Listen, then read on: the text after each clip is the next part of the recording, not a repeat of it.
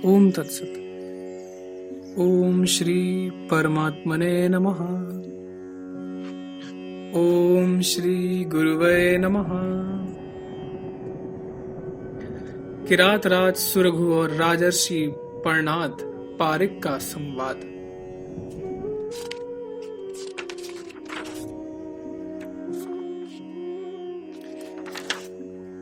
श्री वशिष्ठ जी कहते हैं, रघुनंदन, जिस समय सुरघु को तत्व ज्ञान हो चुका था, उसी समय अर्थात उसके जीवन काल में ही उसका और राजर्षि पर्णाद का परस्पर जो अद्भुत संवाद हुआ, उसे सुनो।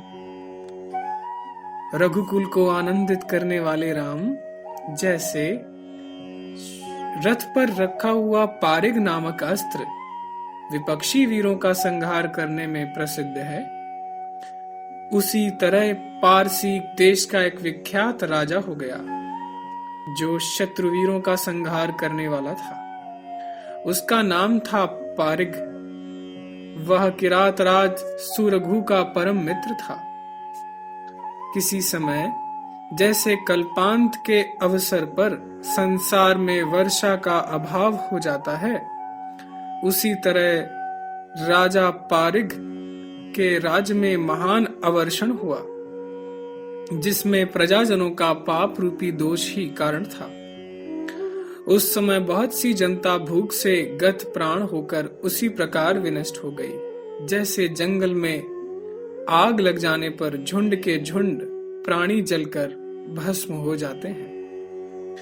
प्रजा के उस कष्ट को देखकर राजा परिग को अपार विषाद हुआ। उसने प्रजाजनों को विनाश से बचाने के लिए अनेकों यत्न किए, किंतु वे सब निष्फल सिद्ध हुए।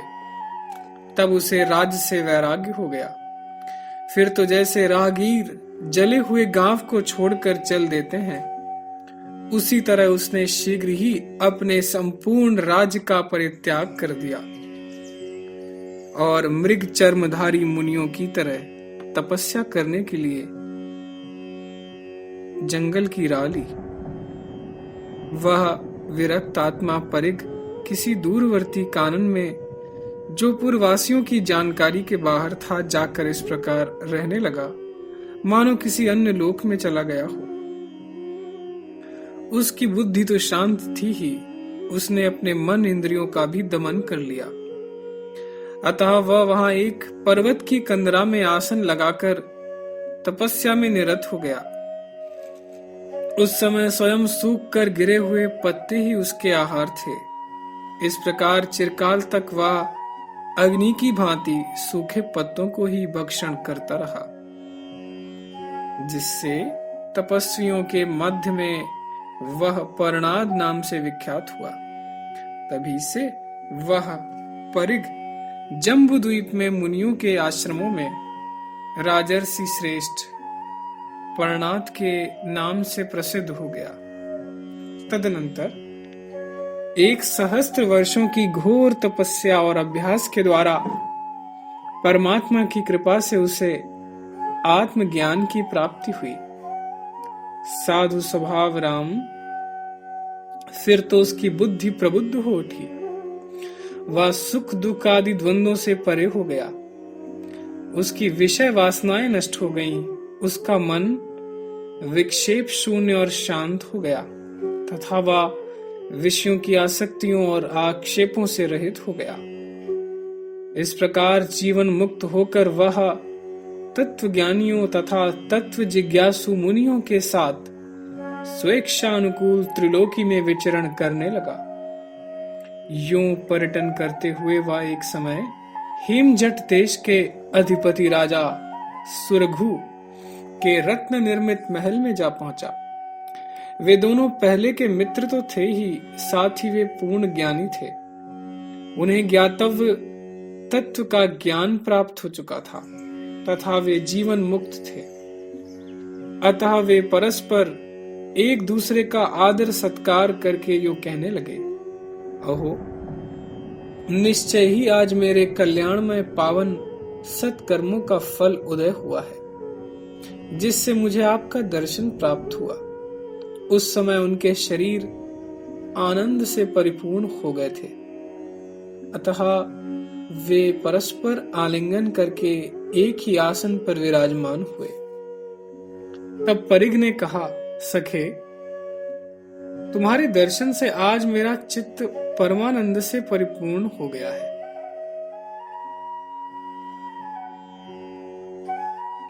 सज्जन शिरोमणे, पहले के वे संकोचहीन वार्तालाप, विविध लीलाएं और विभिन्न चेष्टाएं बारंबार मेरे स्मृति पटल पर आ रही हैं, जिससे मुझे परम हर्ष हो रहा है।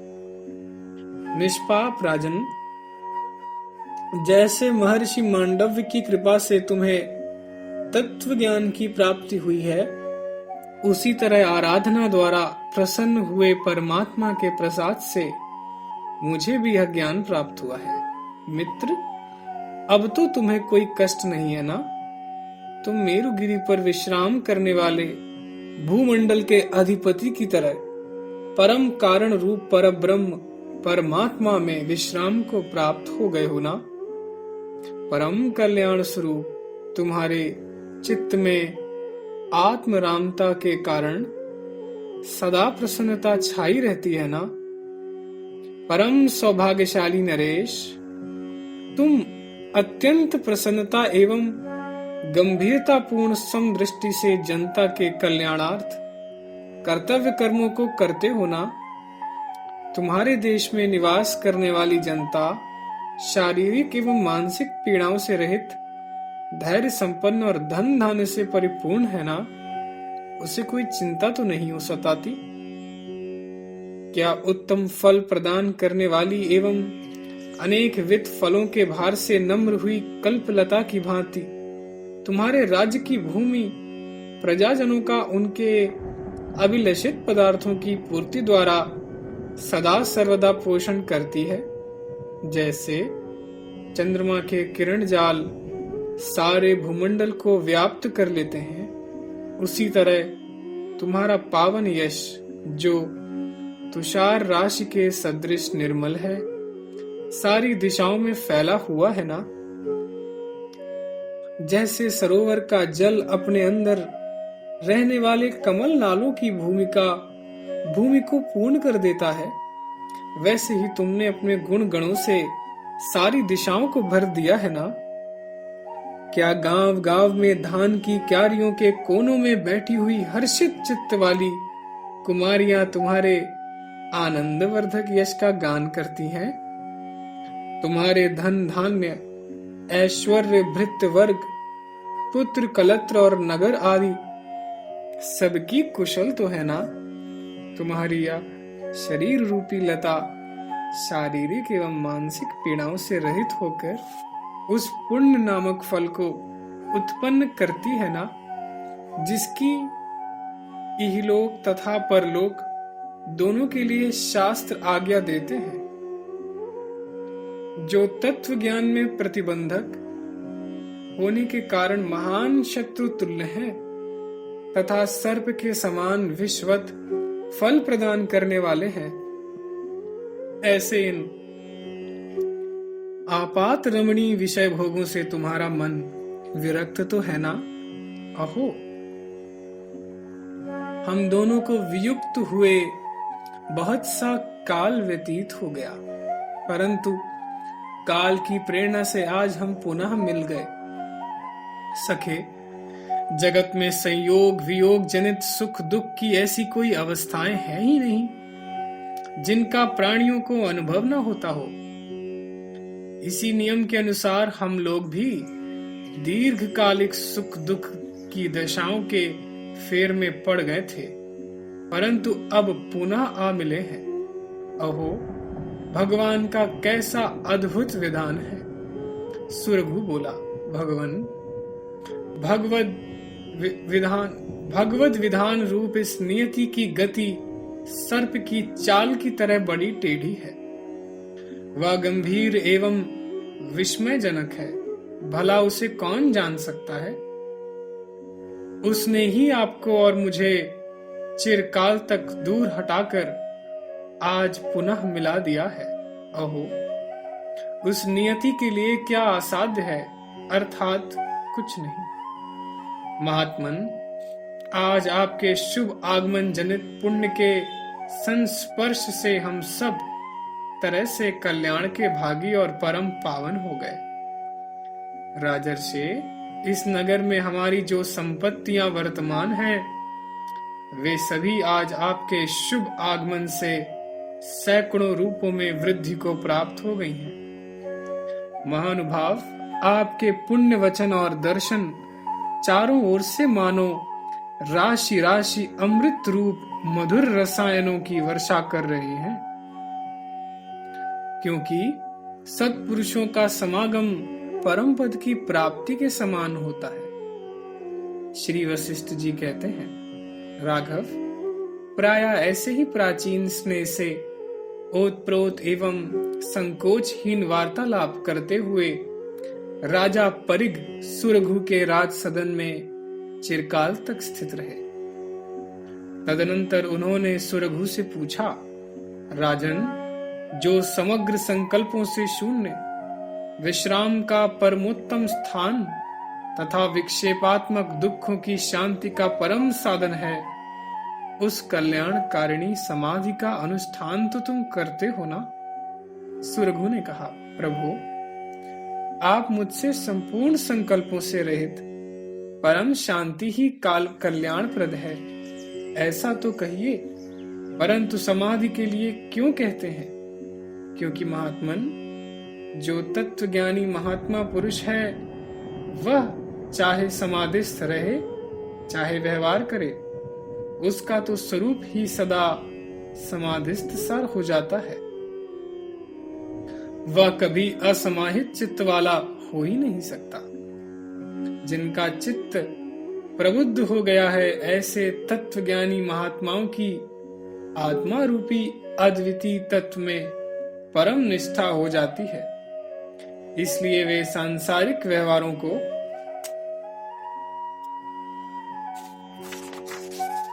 करते हुए भी सदा सर्वदा समाधि संपन्न ही बने रहते हैं। परंतु जिसका अंतःकरण चंचल होने के कारण विश्राम को नहीं प्राप्त हुआ, वह चाहे पद्मासन बांधे चाहे परब्रह्म को अंजलि समर्पित करे, उसकी कोई समाधि कैसे लग सकती है? भगवान, मौन होकर बैठे रहना ही समाधि थोड़े है। समाधि तो परमात्म तत्व के उस यथार्थ ज्ञान को कहते हैं, जो संपूर्ण आशा रूपी घास फूस को भस्म करने के लिए अग्नि स्वरूप है। साधो, परमात्मा के तत्व को जानने वाले ज्ञानी जन उस तीक्ष्ण और अचल परा प्रज्ञा को ही समाधि कहते हैं, जो एकाग्र, सदा सर्वदा तृप्त और सत्य अर्थ को ग्रहण करने वाली है, एवं जो प्रज्ञा शोभ रहित, अहंकार शून्य, सुख दुख आदि द्वंद्वों से पृथक रहने वाली तथा मेरु से भी बढ़कर स्थिरता युक्त है, उसे समाधि कहते हैं। जो मन स्थिति चिंता शून्य अभीष्ट पदार्थों को प्राप्त करने वाली, ग्रहणोपादान से रहित तथा सच्चिदानंद परमात्म भाव से परिपूर्ण है, उसके लिए समाधि शब्द का व्यवहार किया जाता है। जब से मन तत्व ज्ञान के साथ सदा के लिए अत्यंत संबद्ध हो जाता है, तब से ज्ञानी महात्मा की समाधि सदा बनी रहती है, उसका कभी विक्षेप नहीं होता। जैसे सूर्य दिन भर प्रकाश से विश्राम नहीं लेता, अपितु प्रकाश पूर्ण ही रहता है, उसी तरह तत्व ज्ञानी की प्रज्ञा जीवन पर्यंत परमात्म तत्व के यथार्थ अवलोकन से विश्राम नहीं लेती, अपितु सदा सर्वदा परमात्मा के यथार्थ ज्ञान से परिपूर्ण रहती है। जैसे नदी निरंतर बेरोक टोक जल की धारा बहाती रहती है, उसी तरह महात्मा की विज्ञानमयी दृष्टि क्षण मात्र के लिए भी परमात्मा के स्वरूप ज्ञान से विरत नहीं होती। अपितु सदा सर्वदा एक रस बनी रहती है। जैसे काल अपने क्षण आदि कलाओं की गति को कभी नहीं भूलता, उसी तरह तत्वज्ञानी पुरुष की बुद्धि अपने आत्म स्वरूप का कभी विस्मरण नहीं करती, तथा जैसे सर्वत्र गमन करने वाले वायुदेव को सदा अपनी गति का ध्यान बना रहता है, उसी प्रकार तत्वज्ञानी की बुद्धि निश्चय करने योग्य विज्ञान आनंद घन परमात्मा का सतत चिंतन करती रहती है। जैसे जिस पदार्थ की सत्ता का विनाश हो जाता है, उसकी पुनः उपलब्धि नहीं होती, उसी तरह है तत्वज्ञानी का समय परमात्मा के ज्ञान से विहीन होकर कभी उपलब्ध नहीं होता, अर्थात वह सदा परमात्मा के ध्यान में ही रचा पचा रहता है।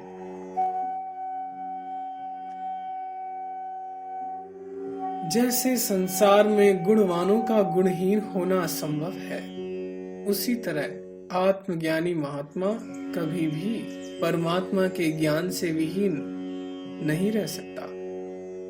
मैं सदा सर्वदा ही परमात्मा ज्ञान से संपन्न परम शुद्ध स्वरूप शांतात्मा और समाहित चित्त हूँ। ऐसी दशा में मेरा समाधि से विक्षेद किसके द्वारा और कैसे हो सकता है, क्योंकि मेरी समाधि परमात्मा के स्वरूप से भिन्न नहीं, अतः उस परमात्मा स्वरूप समाधि का अस्तित्व नित्य ही बना हुआ है।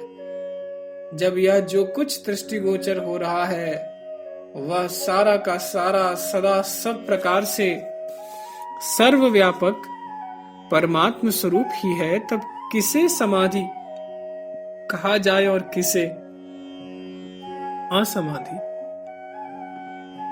तब परिग ने कहा, राजन, निश्चय ही तुम्हें परमात्मा के यथार्थ रूप का ज्ञान प्राप्त हो गया है और सच्चिदानंद घन पर ब्रह्म रूप परम पद की प्राप्ति भी हो चुकी है।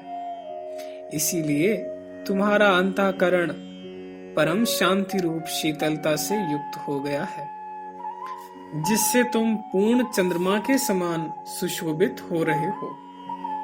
महाराज, इस समय स्नेह के कारण अत्यंत मधुर शीतल आनंद रूपी पुष्प रस से परिपूर्ण एवं उत्तम श्री से संपन्न होने के कारण तुम्हारी शोभा कमल जैसी हो रही है।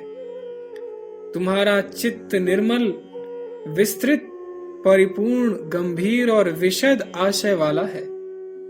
इससे तुम्हारी वैसी ही शोभा हो रही है जैसी तटवर्ती झंझावात से मुक्त हुए शांत समुद्र की होती है। जैसी शोभा शरतकालीन निर्मल आकाश धारण करता है, वैसे ही तुम भी स्वच्छ, आनंद से परिपूर्ण, अहंकार रूपी बादलों से रहित, स्पष्ट, विस्तीर्ण और अत्यंत गंभीर होने के कारण शोभित हो रहे हो। राजन, तुम सर्वत्र अपने स्वरूप में समभाव से स्थित दिख पड़ते हो, सर्वत्र पूर्णतया संतुष्ट हो और किसी विषय में तुम्हारी आसक्ति नहीं रह गई, इसलिए सर्वत्र तुम्हारी शोभा हो रही है। तुम अपनी उत्तम बुद्धि से सार का निर्णय करके उसके झमेले से पार हो गए हो, तथा तुम्हें इसका भी ज्ञान हो चुका है कि यह जो कुछ दृश्य प्रपंच है वह सारा का सारा अखंड परब्रह्म परमात्मा ही है। सुरभु बोला, मुने, संसार में ऐसी कोई वस्तु ही नहीं जिसे ग्रहण करने के लिए हमारे मन में अभिलाषा हो, क्योंकि यह जितना दृश्य प्रपंच है यह सभी कुछ नहीं है, अर्थात मिथ्या है। त्रिलोकी में जो ये स्त्रियां, पर्वत, समुद्र, वन श्रेणियां आदि पदार्थ दृष्टिगोचर हो रहे हैं, ये सभी वास्तविकता से शून्य है, क्योंकि वास्तव में इस जगत में कोई सारभूत वस्तु है ही नहीं।